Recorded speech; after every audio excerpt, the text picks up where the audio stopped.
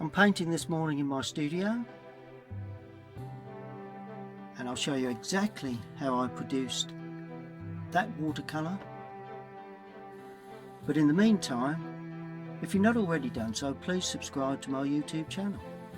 It will be much appreciated, and you will receive notifications when I upload more videos. Well, hi everyone, welcome back to my YouTube channel. Looking at this lovely cottage with a lovely sort of babbling brook and a nice stone bridge. Did a painting holiday down in North Devon at Shoreland Old farm, and this is the village that where the farm is actually situated. Walking down the lanes, I just thought this was a lovely subject to paint. So I'm going to show you how I would approach this subject using watercolour. It's a lovely subject. In the foreground we've got the babbling brook, got the lovely packhorse bridge, then the eye is led to the cottage, and to some extent to the warm tile work in the distance. But overall it's a lovely little subject. There's a lot going on there. Be surprised, you know, it needs handling pretty loosely really, and we only need to paint in what is required to produce that image. So let's I'm gonna have to get my drawing down. Well, there we are. I have my drawing all down onto watercolour paper, 140 pound Bockingford paper, and what I've done, although it looks as if I've taped all around the outside edges, I've actually only caught the four corners. As you can see, it still lifts. It's the four corners that I've caught. This tape is just purely for me to take off at the end. As you can see, I've just sort of caught the four corners just with a small piece of tape. Just you can just see that small piece of tape. Let me just turn the camera around. Can you see the way I've just caught the corners, then I've taped in like that, purely so I've got an edging at the end really. So there we have it. That is the composition. That's the drawing onto my watercolour paper. Now I'm going to start laying on colour. Well, there's my colour palette. Not going to use all of these colours. I've got burnt sienna, raw sienna, cadmium yellow, Windsor blue, cobalt blue, ultramarine, cadmium red. That's a Payne's grey. That's a lemon yellow. That's Payne's grey, alizarin crimson, Indian red, burnt umber, light red, and cadmium lemon. Now those are the only colours I ever use in any painting, and as always I will only use a selection of those colours. I'm going to start off with a large mop brush, squirrel mop brush, to lay on my first washes. So here we go. Now the sky, very little sky, so I'm going to, because there's very little sky, I'm going to put that in fairly loosely. I'm going to show a little blue area. I'm actually not going to damp the paper, there's no need. I'm going to have my blue area there, that's cobalt blue. So that's my blue area, just sneaking away up. Well-loaded brush, always use a well-loaded brush. There we are. So that's that. Sunlight is coming from the left, so we're going to introduce a little bit of warmth to the sky. You can use all sorts of colours, but I'm going to use cadmium yellow there. Then I'm going to add to that the alizarin crimson, and as I add the alizarin, I'm going underneath because I don't want that to blend together yet, and then the alizarin will then blend with that to create a feeling of cloud. I'm keeping everything soft, so I'm not having, well, I may have a hard edge there. Then I'm going to add Payne's grey to all of that, because I want to have a nice sort of, it looks quite dark, but nice deep cloud work area. Just leave that like that. Anyway, one or two little hard edges, not too worried about that. There we are. And then as we come down again, I'm going to blend that through like that.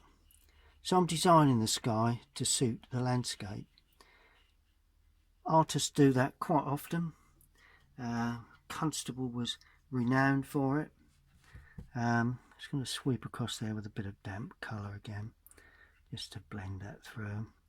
Don't want to get any let's just add a bit more colour to that, because it's nice to have a bit of depth of blue at some point.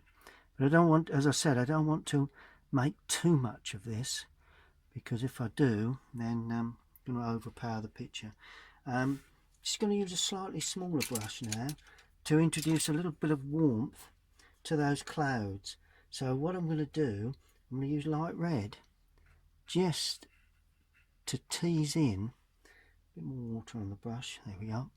To tease into the lower part of that cloud and that one there, just to give it a little bit of warmth. There we are. That's just tease that away really into the outer edges. There we are. And that pretty much is all the sky I'm going to do. Quite simple, nothing too fussed with that. Now I'm going to work my way down to the lower area of the sky, and I'm going to, what Henry Wesson used to say, lay the soup on. So I'm going to spread that colour down. I'm going to paint around the buildings. I'm going to leave the buildings unpainted. A little bit there, but never mind. Bring that colour down into the boards at an angle, so it will always run down like that. There we go, look at that. Nice bit of warmth coming through there. Now as I get into the lower area, I'm going to add raw sienna to the Payne's grey to start with. A bit of raw sienna, a bit stronger raw sienna there. That's a field that I may bring into a stronger colour at some point. Field there, building. Well, then I'm going to use cadmium. I'm going to use cadmium yellow. Just introduce that a little bit. That's a hedging there. I'm going to paint around the bridge as well. All the architecture I'm painting around, into the gate, but around where there's a nice stone wall there.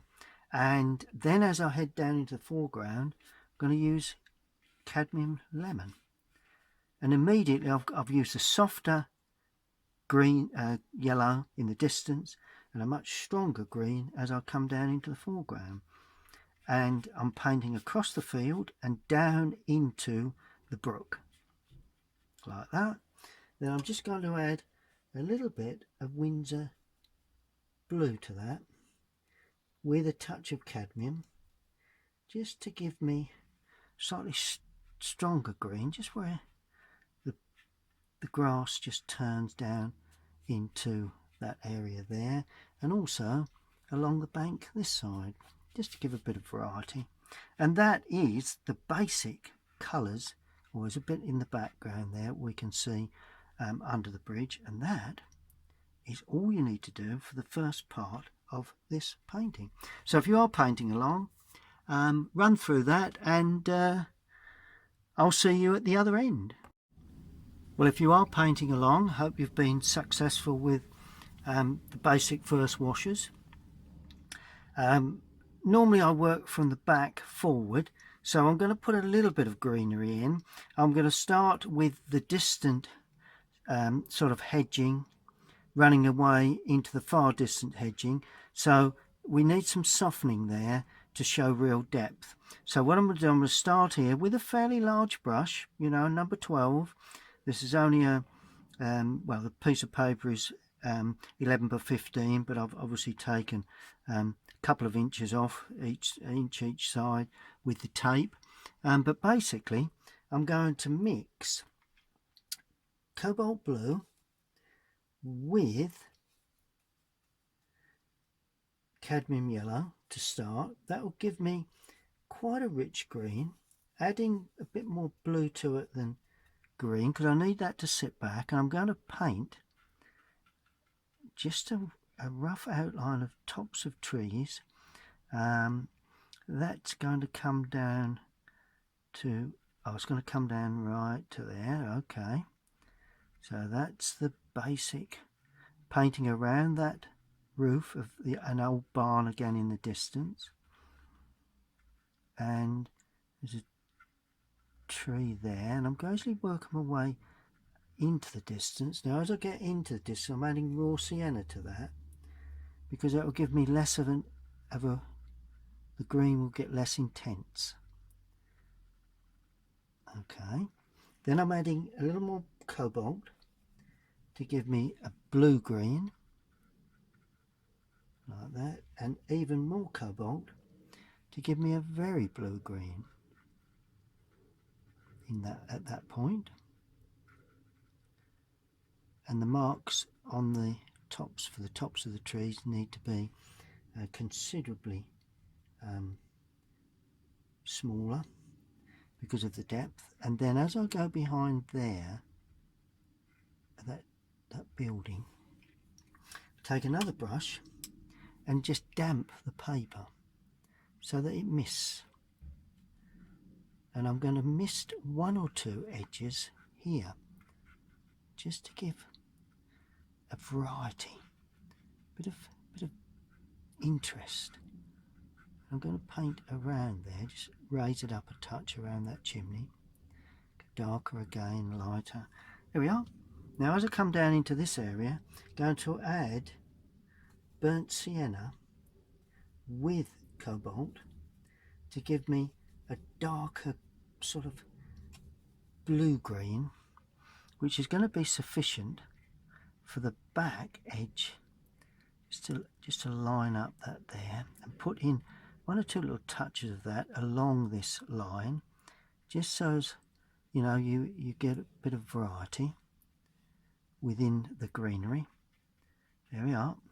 Then I'm going more burnt sienna, more cobalt, picking up lots of paint to make a nice dark blue. Don't want it brown, I want a blue grey into this area here, dropping up again, introducing one or two little touches here and there, holding the line of that roof. There we go. And then we come down into there, and this is where we meet up with the more foreground greenery. And then all of a sudden, nice bit of blue put in to give that sense of depth in amongst the greenery at that point. And that really is all you need to do. Oh, there is a bit of distant tree work there, so I'm using that blue, but I'm going hard edged with that and using the point of the brush just to try and tease out the feeling of distant branches, just gently. There we are. And what we leave here will be the start of another tree, so we're going to have to leave a jagged edge like that. Good, that seems to be pretty much there. Okay, now I'm going to come down into add a bit more cadmium for a field here.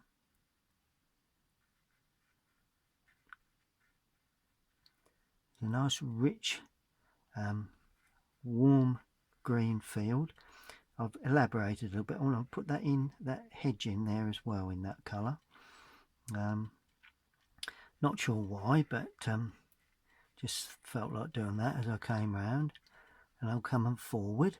There's a nice bit of greenery there in front of that cottage in the distance.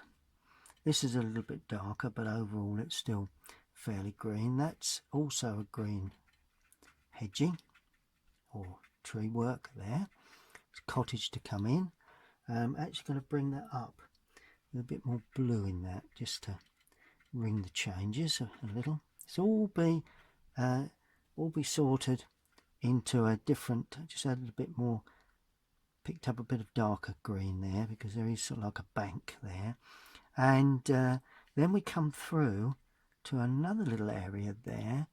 It's a bit more earthy, but I'm depicting that as a darker green, and then I'm going to pick up. There is actually this field there, so I'm going to pick up that is actually a stone area, stone wall area that goes round and away, so that's stone wall there. Then as I come into the foreground, away we go with cadmium yellow, trying to keep everything colourful. Bit of Windsor, give a bit of depth to that. Then I'm adding a little bit of brown, raw sienna that is. It's a rough field, but it does run across, so make certain your brush strokes go across the paper. And what I do to that side, I'm going to actually try and do to this side. Oh, and of course, underneath the arch there, as the brook goes around the corner. There we are, look at that. And then, a bit of brown into that too. Bit of brown there. Brush is running out of paint, which is not bad, not a bad thing. Bit of blue, bit of brown, and a bit of yellow to create a more earthy green. And more earthy green there. Well, then I'm going to have a splash of lighter, so it's almost water laid on there, so that the underpainting comes through. Then along the bank I'm going to use burnt sienna, touch of Windsor, and this is going to be quite dark. It's where sort of like the earthy area of the bank meets the brook. And a bit more, bit of yellow in there. There we are. And that is all you need to do to produce that type of feel. I'm just going to add a bit more before we get to the brook, a little bit fresher green, brown there. There we are. And a little bit to show there.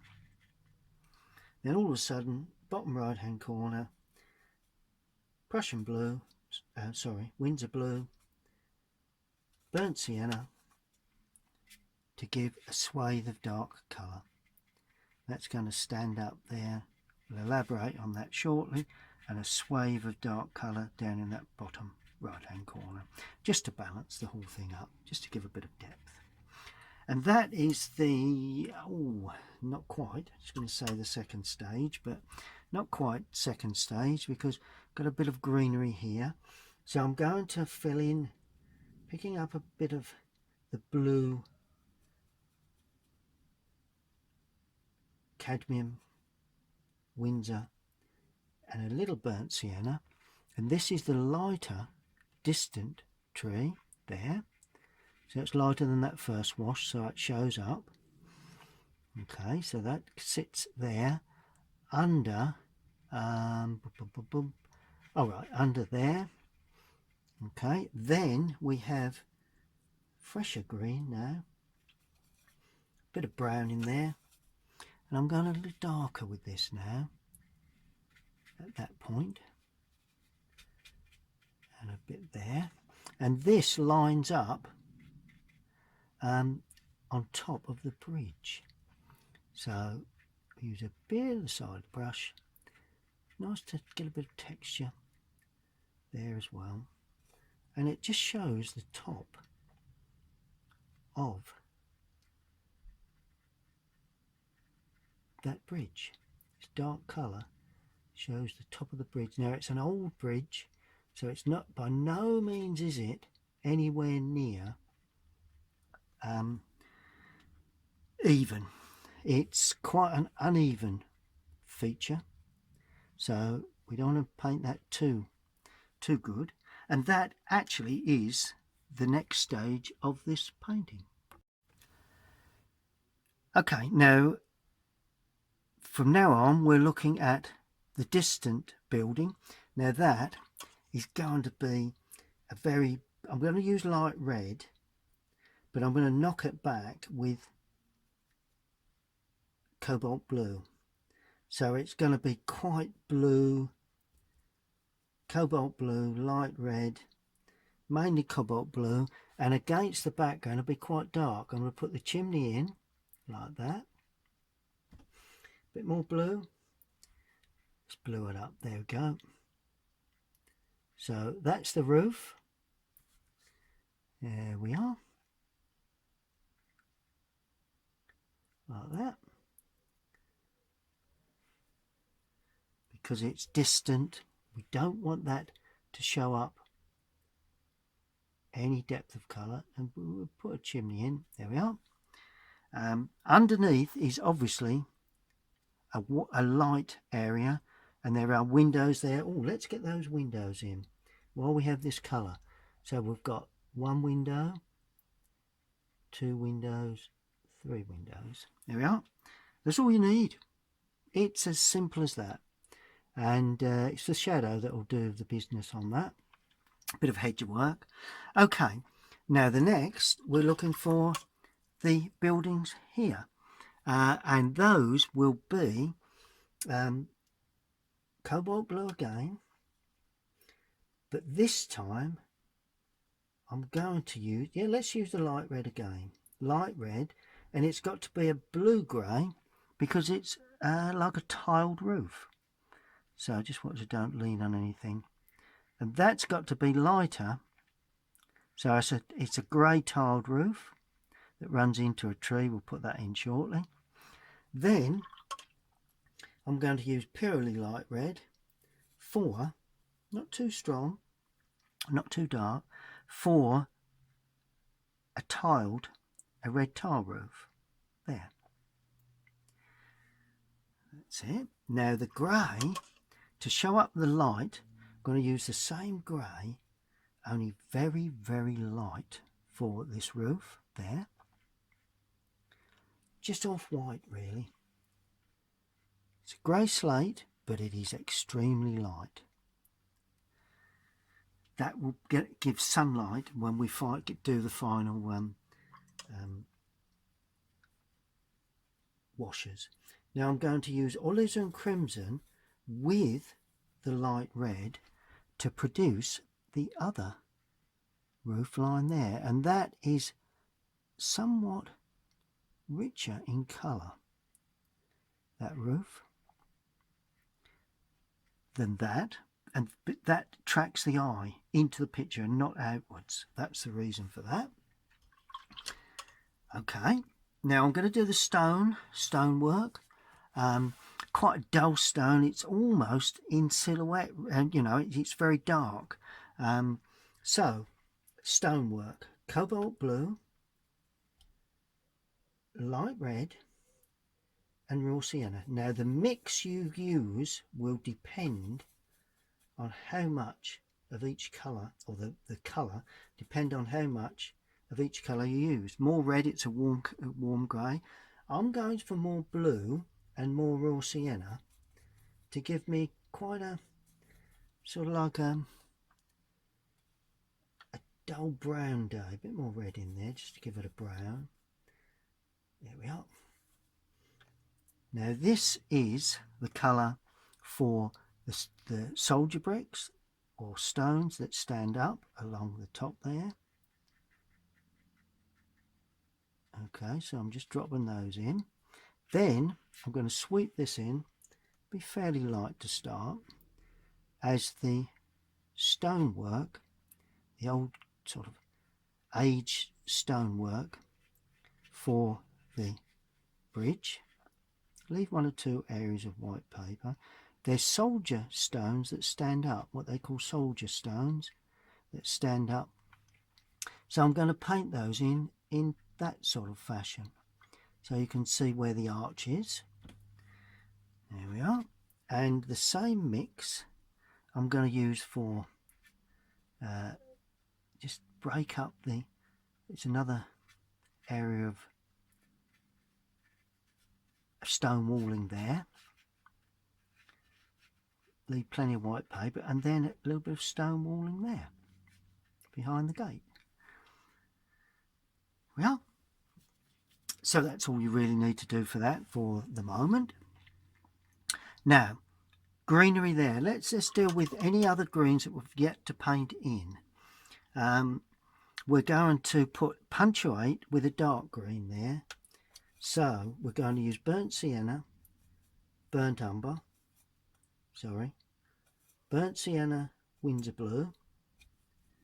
And this is going to be one of the darker greens in the whole painting. Now I've removed quite a bit from the brush, quite a bit of paint, and it's one of those trees that stand up like that. So I don't know whether it's really a conifer, but it's some sort of tree of that sort. And it overhangs like that, and then as I come down, it's going to get darker. So, like that, and it sits on that grass. So it's quite dark, and that'll only be justified when we put the shadow on. And I'm going to put in another little dark tree there. A bit of white paper there, so let's punctuate that with a dark tree. You know, you design the landscape to suit. You use a bit of artistic license. And then I'm going to use the light paper and create a bit of texture to that, and then all of a sudden we've got that tree that comes in on the side there. Lights and darks, gives a lovely feeling. It's all about shadow work. Once that shadow comes in, we'll sort all that out. Right, now I'm going to clean the brush. Cadmium yellow there. Cadmium yellow Prussian there, like that. This is that more foreground hedging or tree. And then Prussian and burnt sienna. Same colour as that. And this will give you just a bit of feeling of a hedge of some sort. I always go over this again. Let's go really dark again, because it's always nice to be very dark in that lower area there. There we are, nice and dark in that lower area. And that has virtually blocked most of it in. Let's allow that to dry. Well, there we are. That's the picture in hand, the scene. Challacome in North Devon. Did a course down there, and lovely village. A lovely little cottage this. I like this with the bridge and the buildings. As you can see, good composition. The cottage dominates the scene, so that's really how I'd like to paint it. But this is as far as I'll just show you now, as far as I've got. Well, this is as far as I've got so far. Not too much more to do, to be honest with you. But need to put windows in. 1 or 2 little finishing touches and bits and bobs. Windows, right. What are we going to do? Let's use I'm actually going to use ultramarine and burnt umber. Could use burnt sienna. Don't know why I've changed to burnt umber really. And I will put those in nice and dark brown, and they're going to be painted as a window as a whole. It's not going to be sort of window frames, glazing. These are the windows. There we are, leaving one or two little patches here and there unpainted, just to give a sense of light. But other than that, one there, a bit bigger, just off centre with that, but never mind, doesn't really make any difference. That's a door. Right, that's another window. Well, good. Okay, the door just going to be burnt umber, so just pick up wet burnt umber and put the door in there like that. So that's the brown door. Good. Oh, what about chimney? Well, just a dark chimney. It is actually all it is a dark chimney. So just a dark stone chimney. It's got some sort of funny cowling on the top, but I'm going to depict it with a couple of dark chimney pots. There we are. Good. Oh, and we do have it's more of a brick, sort of green grey brick stonework on there. Not put that in yet. And this is a bit more brown this side, so I'm using burnt umber, like that, and that's more brown as well. So that part there, it's just a matter of getting rid of the white paper, really. Good. Okay, now this is where we really start to look at, funny enough, the shadows. Seems a bit early, but I want to finish this fairly quickly, and then I want to do the brook. Now I'm going to use, for my shadow work, I'm going to use ultramarine and Indian red. Actually, I've used quite a lot of colours today. It's unusual for me, but there you go. Ultramarine and Indian red. In the distance it will have more blue. In the foreground there'll be more red. Right, where do we put this? Well, we've got sun coming from the left, so first thing we need to do is to show a bit of shadow work on that chimney there, bit of overhang shadow work there, bit down the left hand side of the windows, and all of a sudden that comes into clear relief. There is a little bit of hedging that runs along there. I'm going to put that in quite uneven. There we are. Right, going to have a little bit of the shadow work here where it's very, very dark for the hedging. Pick up the top or and then I'm just using the back of the brush to indicate some more sort of foreground trees, a bit more foreground tree work there, like that, and that runs into that one. So there's a bit more blue. There are some sort of varying hedges and trees here as we go away into the distance. Let's watch that chimney, because don't want that to get too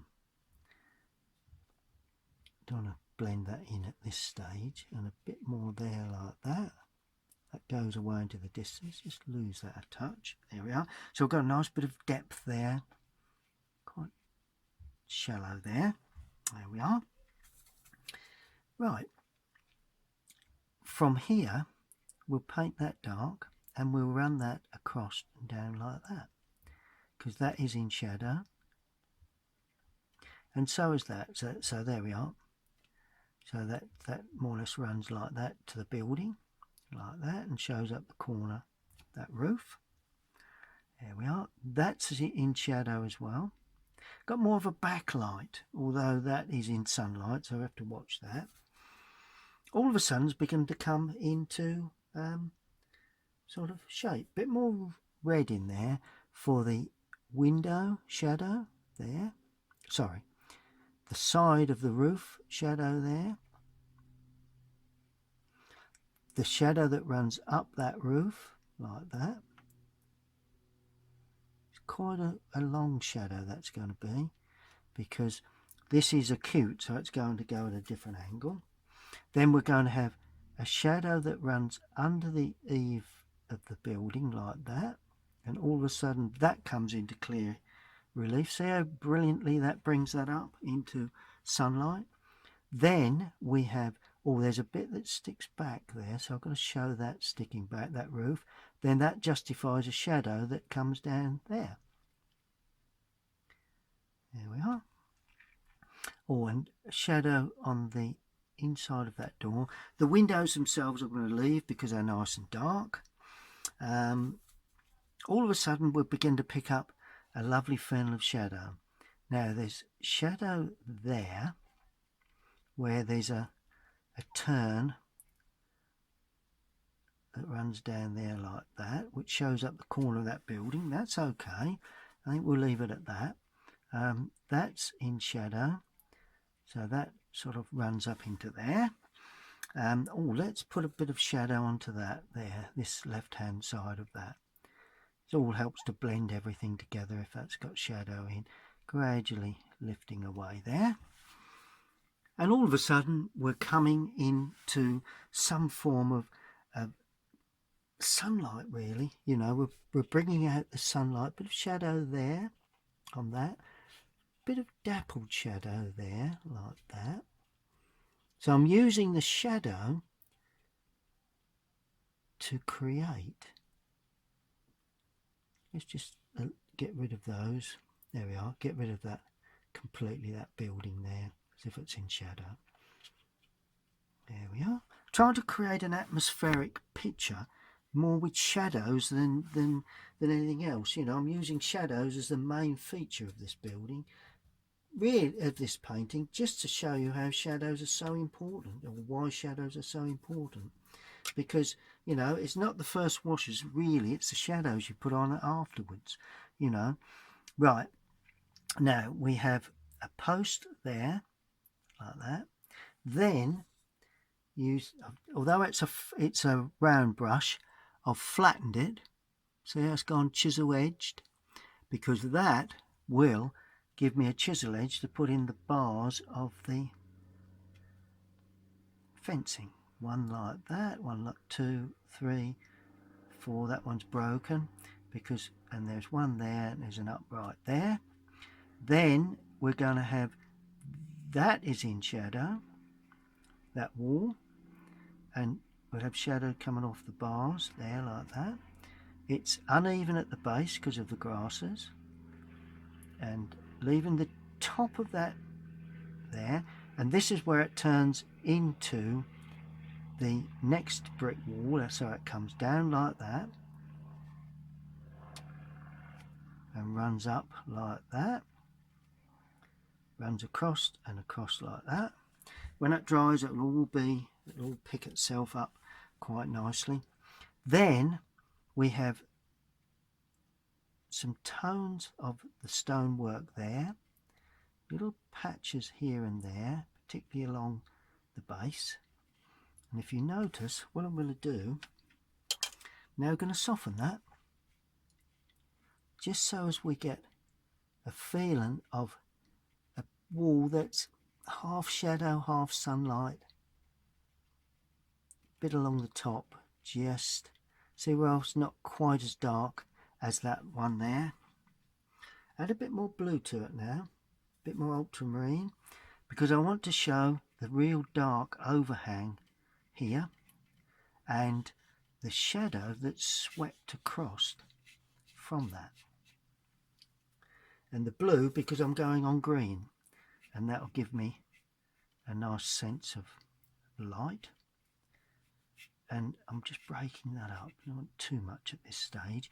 Oh, and then of course as it hits up the top, it breaks up too, so it's not quite as dark because it's a bit sort of like broken and open. Let's go up a little bit higher with that. There we are.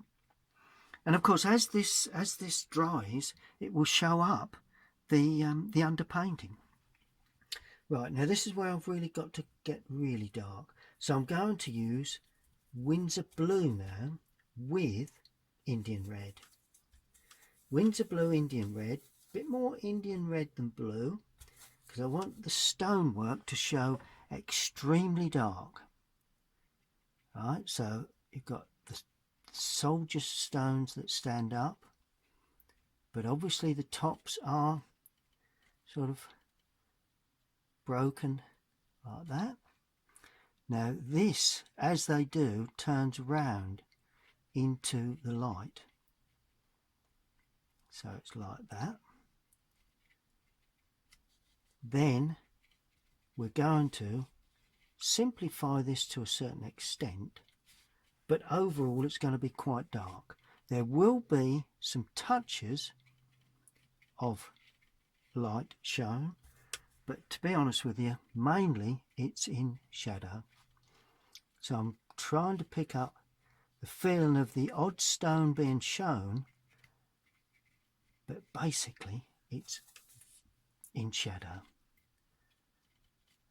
Now when you paint something like this, you've got to allow it to dry before you can see whether you've been dark enough and whether the technique is right. You make adjustments, but not at this stage. And then all of a sudden we've got the bricks that stand up around the arch. Don't know why I said all of a sudden, because they're there. Okay, like that. Bring them down just a little bit further. Bricks that stand up under the arch. Then we've got the very dark underneath, which is there again, blue, Windsor blue and Indian red. A bit more Windsor blue this time to give a very dark area underneath that goes up and to a point back round like that, and along the brook. There we are. Don't go down too far with that. Now that is pretty much as I would have suggested. Just going to put one or two darker touches here and there with this darker tone, because that will give an extra dimension to that bridge, like that. And there is, well, let's go a bit darker in here too, just to give a double depth.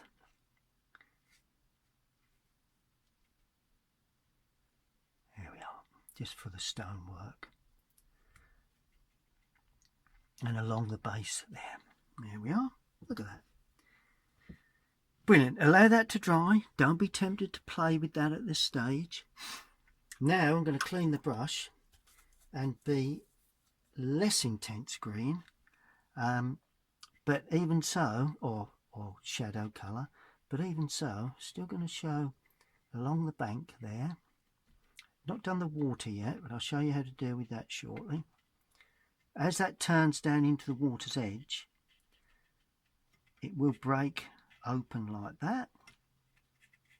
And what I'm going to do, use a damp brush to drag up some of that paper, that damp paint, to show the turn into that bank.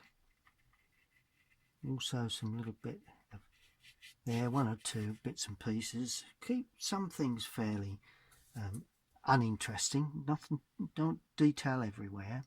Then I'm going to sweep across a nice foreground shadow, which will then extend up the bank this side, like that. And then of course we'll then use let's use a different technique here, just to get the feeling of the darker grasses growing up into the bank area where it's more in sunlight. There we are. Just use that technique like that, because that will show the grasses standing up. And then finally we've got that lovely dark area there. Well, that's going to be more blue than Indian red, but either way going to be quite dark, not too dark. and this would show up dark there, running in there, another little dark area there. That's going to be dark, that's going to be dark, but then that's going to be light, like that. It's going to be dark running out of picture there. Then all of a sudden it begins to come light. And I don't want that dark to extend to the top of the bridge too much. So that's why I've stopped it at that point. Yeah. I think that's been pretty successful as far as it goes. That's it. Just analysing everything. Good. Now the water. Well, there you go then. Windsor blue as a base colour.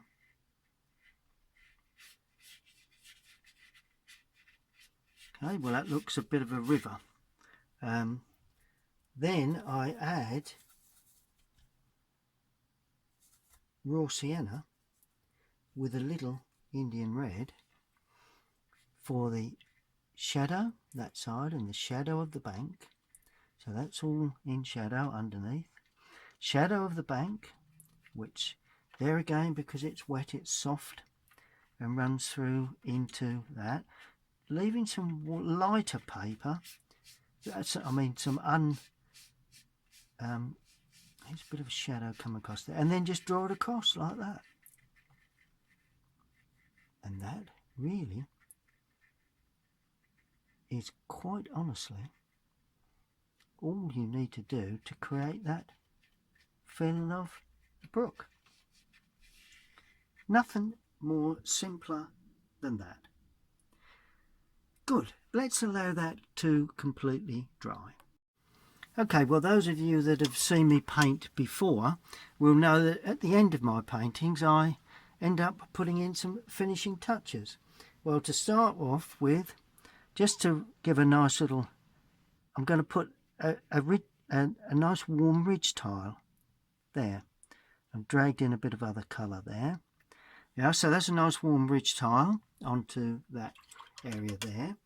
I'm going to use burnt umber with ultramarine, more burnt umber, so it's dark brown, to really sharpen up one or two edges. I always like to do this. This could be the gutter, of course. Let's just add a bit more water to that, a bit on the dry mix side. Don't want it too damp, but needs to be damp enough. Right, okay, so that could very well be the gutter there. There is a downpipe that is, funny enough, in that corner there. I don't know quite how that works, but there you go. Let's put that downpipe in, and I'm going to show a little bit of hinting at a secondary shadow running down there. Sometimes a good thing to do. It's not there, but you know. Oh, and once you do that, to justify it, otherwise it looks like a wide overhang, I'm going to damp it and let that run into that. There we are. And run right the way into that corner. There we are. Just allow that to dry now. Gives a nice sort of, I don't know, some sort of nice effect to that. Little bit under for the, come a little bit far with that, but I'm not too worried. Shall I lift off? Yeah, let's just lift that away. There we are. Just gone extended too far. And the paint I've picked up, I'm using, that's just the seal really that I'm putting in there. I'm not sure whether it's too much detail, a bit more depth to the recess of that. Okay, now what else do I want? See how it sharpened up that building considerably? I'm going to do the underside and down the right underneath there of the gate posts and fencing, just to, or gateway Then I'm going to use this colour just to put the odd little dark touch in to sharpen up the top of that stonework there, the actual stone wall, and the same there. Then I'm going to use this same just to tidy up one or two little edges. I don't want to remove too much of that there, but I want to just put in just that, and then of course stand up one or two, and it's only subtle, it will only be subtly seen, but it will add to the overall picture. Then I'm going to stand up one or two here too, just to, then I'm cleaning the brush and just now going over those really light areas, because after all it is in shadow, so we don't want too many really light areas. That's better. There we are. Once that dries, it'll work quite well. Don't think there's too much more required, really. You know, if you get to a point where you think you don't think there's anything else to do, then it's far best if you just leave it alone, because maybe because it's a babbling brook, just put in one or two, too much on the brush for this, a little bit too much on the brush there. There we are. One or two little sort of lines running across here and there, not too many, a few going away into the distance, one or two bits and bobs there.